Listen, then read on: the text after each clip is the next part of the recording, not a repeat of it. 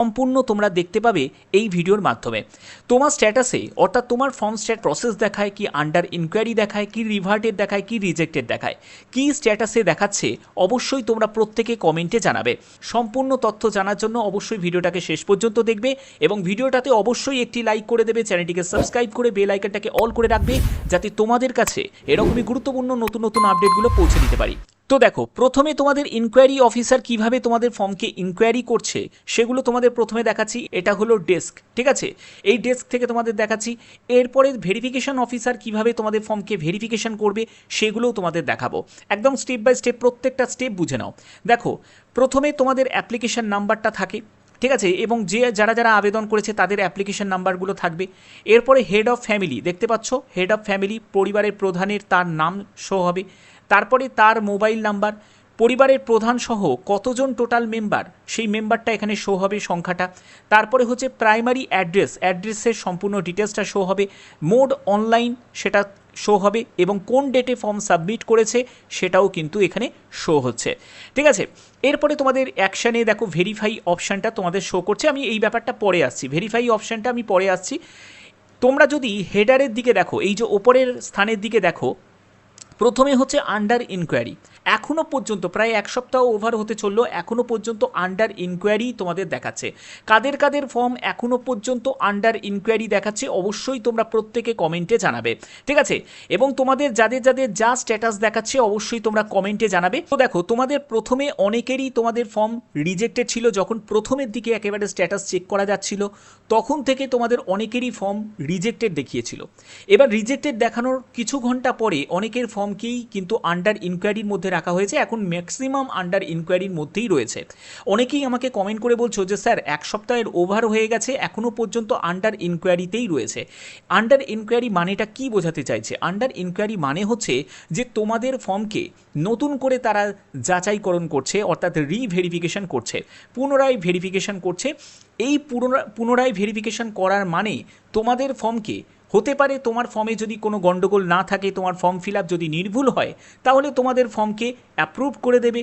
আর যদি তোমার ফর্মেতে কিছু গণ্ডগোল থাকে, ধরো তুমি কিছু মিসম্যাচ কন্ডিশন হয়েছে, তুমি যে ডেটাগুলোকে ফলস ডেটা তুমি এন্টার করেছো, তাহলে তোমাদের সেটাকে ভেরিফাই করার পরে ভেরিফাইং অথরিটি যে অফিসার রয়েছে তারা যদি দেখে যে তুমি যে ভেরিফিকেশন করে তুমি ভুলভাল তথ্য দিয়ে আবেদন করেছো, তাহলে তোমাদের ফর্মকে পুনরায় তারা রিজেক্টেড করে দেবে, ঠিক আছে। সেখানে কিন্তু আর কিছু করার থাকবে না, কারণ একবার যদি ফর্ম রিজেক্টেড হয়ে যায় তাহলে কিন্তু আর কিছু করার থাকে না। কিন্তু তোমার ফর্ম যদি রিভার্টেড থাকে তাহলে কিন্তু সেটা মানে, রিভার্ট মানে হচ্ছে তোমার ফর্মকে ফেরত পাঠিয়ে দেওয়া হলো, সেটাকে আবার তারা তোমার কিছু ডকুমেন্ট যদি নিড হয় তাহলে সেগুলোকে দিয়ে তারা আবার নতুন করে তোমার ফর্মের প্রসেসটা তারা শুরু করবে এবং ভেরিফিকেশন হয়ে তোমাকে অ্যাপ্রুভ করা হবে, যদি সব কিছু ঠিকঠাক থাকে এবং তুমি যদি প্রপার ডকুমেন্ট শো করতে পারো, ঠিক আছে। এরপরে হচ্ছে দেখো, আমরা পরবর্তী যেটা দেখতে পাচ্ছি হেডারে, সেখানে হচ্ছে জনকল্যাণ শিবির। এখানে জনকল্যাণ শিবিরের ক্ষেত্রে বলে রাখি, জনকল্যাণ শিবিরে, এই জনকল্যাণ শিবিরে যারা গিয়ে ফর্মটা জমা দিয়েছো তাদের ক্ষেত্রে এটা, অর্থাৎ অনেকেই আছে যারা জনকল্যাণ শিবিরে গিয়ে অফলাইনে ফর্মটা জমা করেছে। এবার তোমরা জানো যে জনকল্যাণ শিবিরে ফর্ম জমা দাও বা কোনো ক্যাম্পে গিয়ে ফর্ম জমা দাও, যাই করো না কেন, তোমাদের ফর্মটাকে ডিজিটাইজ করা হবে, অর্থাৎ এই অনলাইন পোর্টালেই কিন্তু তারা আপডেট করবে। মেন যে অফিসাররা রয়েছে তারাই কিন্তু এটাকে আপডেট করবে, ঠিক আছে, এন্ট্রি করবে, এবং এর জন্যই কিন্তু এখানে এই অপশানটা শো করছে। ওকে, আচ্ছা, পরবর্তী যেটি সেটি হলো দেখো রিভার্টেড, অর্থাৎ তোমরা আবেদন করেছিলে, এবার তোমার ফর্মকে রিভার্টেড যদি দেখায়, তোমাদের স্ট্যাটাসে যদি রিভার্টেড দেখায়, কাদের কাদের এখনও পর্যন্ত স্ট্যাটাসে রিভার্টেড দেখাচ্ছে সেটাও কিন্তু প্রত্যেকে কমেন্টে জানাবে। এবার যদি তোমাদের রিভার্টেড দেখায় তার মানে হচ্ছে তোমার ফর্মকে ফেরত পাঠিয়ে দেওয়া হলো, তোমার ফর্মটাকে আবার তারা যে যে প্রয়োজনীয় ডকুমেন্টস রয়েছে সেগুলোকে দিয়ে তারা যাচাই করবে। যাচাই করে যদি দেখে ভেরিফাইং যে অফিসার রয়েছে সে ভেরিফাই করার পরে যদি দেখে সব কিছু ঠিকঠাক আছে, আর কোনো এডিট করার যদি প্রয়োজন থাকে, তারা কিন্তু এই যে ভেরিফাই যে অপশানটা রয়েছে এখান থেকে যখনই ক্লিক করবে, ক্লিক করার পরে তোমার হেড অফ ফ্যামিলি থেকে শুরু করে তোমার পরিবারের যতজন সদস্য রয়েছে তাদের কিন্তু ফর্মটা শো করবে এবং একমাত্র যে ইনকোয়ারি অফিসার রয়েছে তারাই কিন্তু এই এডিটটা করতে পারে যদি তোমাদের এডিট করার কোনো প্রয়োজন থাকে। এবং যাদের রিভার্টেড থাকবে তাদের নিশ্চয়ই এডিট তো করতেই হবে। তোমাদের যদি কোনো ডেটা তুমি এন্ট্রি করেছো সেগুলো ভুল করেছো, তার জন্য তোমাকে প্রয়োজনীয় যে ডকুমেন্টগুলোকে সেগুলোকে নিয়ে যেতে হবে, তারাই কিন্তু তোমাদের মানে অফিস থেকেই তারা ভেরিফাই করে দেবে, ঠিক আছে। তো এখানে তোমাদের তার জন্যই তোমাদের রিভার্টে যদি দেখায় সেখানেও তোমাদের কোনো ভয় পাওয়ার কিছু নেই, তোমাদের ফর্মটাকে ফেরত পাঠিয়ে দেওয়া হয়েছে কিন্তু কোনো রিজেক্ট কিন্তু করা হয়নি, ঠিক আছে। এবার পেড ইন জুন, এই যে পেড ইন জুনটা যেটা শো করছে, এই পেড ইন জুন মানে হচ্ছে জুন মাসে কাদের কাদের টাকা পে হয়েছে, মানে কারা কারা টাকা পেয়েছে তাদের তালিকা এই অপশান থেকে শো করবে, ঠিক আছে। তো এটা গেল হচ্ছে ইনকোয়ারি অফিসারের ডেস্কে কী কী শো করছে, আমি সেইগুলোই তোমাদের কাছে ক্লিয়ার করলাম। এবার চলে যাব ভেরিফাইং অফিসারের কাছ থেকে কীভাবে ভেরিফিকেশন হচ্ছে সেটা তোমাদের দেখাচ্ছি। তো এবার ইনকোয়ারি অফিসার থেকে তোমার ফর্মটা চলে যাবে ভেরিফিকেশন অফিসারের কাছে, এবং এই ভেরিফিকেশনের অফিসারের ওপরই কিন্তু তোমাদের ডিপেন্ড করছে যে তোমার ফর্মটা অ্যাপ্রুভড হবে না রিজেক্ট হবে, ঠিক আছে, বোঝাতে পারলাম।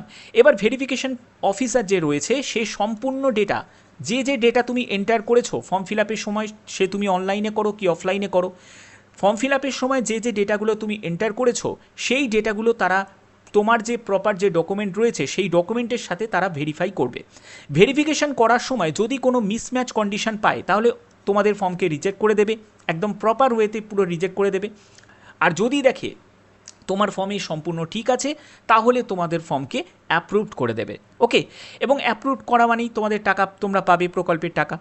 এবার এইখানে কিভাবে হচ্ছে দেখো, রিভিউ অ্যান্ড ডিসাইড, দেখো পেন্ডিং রিভিউ, প্রথমে তোমাদের ফর্মকে রিভিউ করা হচ্ছে, তারপরে তোমাদের ফর্ম সেটাকে অ্যাকসেপ্ট হবে, তারপরে তোমাদের ফর্ম যদি রিভার্ট হয়ে থাকে তাহলে তোমাদের ফর্মকে রিভার্ট করা হবে, মানে তুমি ধরো কিছু ডকুমেন্ট ভুল দিয়েছো বা তুমি যে ডেটা এন্টার করেছো সেটাকে এডিট করার প্রয়োজন আছে, তার জন্য তোমার ফর্মকে মানে ফেরত পাঠিয়ে দেওয়া হলো, ঠিক আছে।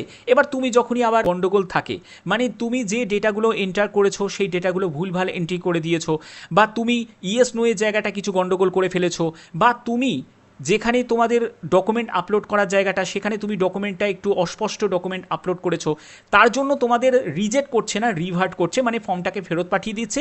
আবার যখন তুমি বিডিও অফিসে গিয়ে যখন তুমি এটাকে এডিট করতে পারবে, মানে সংশোধন করিয়ে নিতে পারবে অফিসারকে দিয়ে, তোমাদের প্রয়োজনীয় যা যা ডকুমেন্টগুলো রয়েছে সেই ডকুমেন্টগুলোকে নিয়ে গিয়ে তারা যখন আবার রিভেরিফিকেশন করে দেখবে সব কিছু ঠিক আছে, তাহলে তোমাদের এই রিভার্ট থেকেই কিন্তু তোমাদের ফর্মটা অ্যাপ্রুভড হয়ে যাবে, ঠিক আছে। তো এই হচ্ছে তোমাদের মেন ব্যাপার। আরেকটি অপশান রয়েছে সেটা হলো reject the application. Reject the application মানে হচ্ছে তোমার ফর্মটাকে সম্পূর্ণরূপে তোমার ফর্মটাকে রিজেক্ট করে দিচ্ছে। এবার রিজেক্ট করার পেছনে অনেক কারণও রয়েছে। তো তোমাদের যে যে ক্রাইটেরিয়াগুলো চাওয়া হয়েছে অন্নপূর্ণা প্রকল্পের সুবিধা পাওয়ার জন্য, সেই ক্রাইটেরিয়াগুলো তুমি যোগ্য নয়, সেই ক্রাইটেরিয়াগুলো তুমি ফুলফিল করতে পারছো না, তাহলে তোমাকে প্রকল্পের সুবিধা দেবে কেন? তার জন্য কিন্তু তোমাদের ফর্ম রিজেক্ট হয়ে যাবে। এবং যদি তোমার ভুল তথ্য দিয়ে তুমি যদি ফর্মটা ফিল আপ করো তাহলেও তোমাদের ফর্ম রিজেক্ট হয়ে যাবে। আর একটা কথা মনে রাখবে, যদি তোমার ফর্ম রিজেক্ট হয়ে যায় তাহলে কিন্তু আর কোনো রকমভাবে তুমি এডিট বা মডিফিকেশন করতে পারবে না, ঠিক আছে, যতই তুমি অ্যাপ্লাই করো না কেন, ওকে। আরেকটি ব্যাপার তোমাদের বলে রাখি, সেটা হলো যে তোমাদের প্রকল্পের টাকা কবে ঢুকবে। দেখো, তোমাদের প্রকল্পের টাকা যারা যারা 30শে জুনের আগে যারা অ্যাপ্লাই করেছো, তোমাদের প্রকল্পের টাকা পসিবিলিটি রয়েছে জুলাই মাসের মধ্যেই কিন্তু ঢুকে যাবে। কিন্তু সবার কিন্তু একসাথে হবে না, সব কিন্তু আস্তে আস্তে স্টেপ বাই স্টেপ কিন্তু ঢুকবে। সবার যদি মনে করো যে একই ডেটের মধ্যে হয়ে যাবে তা কিন্তু নয়। যেরকম যেরকম ক্যান্ডিডেটের ফর্ম অ্যাপ্রুভড হবে, ঠিক আছে, তারপরে কিন্তু আস্তে আস্তে ব্যাপারটা কিন্তু হবে। সেগুলো কিন্তু সম্পূর্ণ মানে এদের প্রসেসের উপরে কিন্তু ডিপেন্ড করছে না, তোমাদের ব্যাংকের ওপরেও ডিপেন্ড করছে। ব্যাংকের ওপর এখন কিন্তু অনেকটা মানে প্রেশার পড়ছে, যেহেতু ব্যাংকের নর্মালি অনেক ধরনের কাজ থাকে, প্লাস হচ্ছে এইসব প্রকল্পে টাকা ঢোকার ব্যাপার থাকে। তো এগুলোর জন্য ব্যাংকের ওপর অনেকটাই কিন্তু প্রেশার পড়ছে। তো এর জন্যই ব্যাংকের ডিলের জন্য হতে পারে। তার জন্য তোমাদের কি করতে হবে, ব্যাংক স্টেটমেন্টটা অবশ্যই তোমরা প্রত্যেকে কিন্তু ব্যাংক স্টেটমেন্টটা প্রতিদিন কিন্তু একবার চেক করার চেষ্টা করবে। যদি অনলাইনে চেক করা যায় নিশ্চয়ই তোমরা চেক করতে পারো, ঠিক আছে। তোমরা প্রত্যেকে তোমাদের বর্তমানে এখন স্ট্যাটাসটা কি শো করছে অবশ্যই তোমরা কমেন্টে জানাবে, এবং কোন ডেটে তোমরা ফর্মটা জমা করেছিলে সেই ডেটটাও তোমরা জানাবে। অনলাইনে ফর্ম ফিল আপ করেছিলে না অফলাইনে ফর্ম ফিল আপ করেছিলে সেটাও কিন্তু তোমরা প্রত্যেকে কমেন্টে জানাবে। আশা করি ভিডিওর মাধ্যমে প্রত্যেকটি তথ্য তুলে ধরতে পারলাম। যদি ভিডিওটা ভালো লাগে অতি অবশ্যই ভিডিওটাতে একটি লাইক করে দিও, চ্যানেলটিকে সাবস্ক্রাইব করে বেল আইকনটাকে অল করে রেখো। এখনের মতো এটুকুই, টাটা।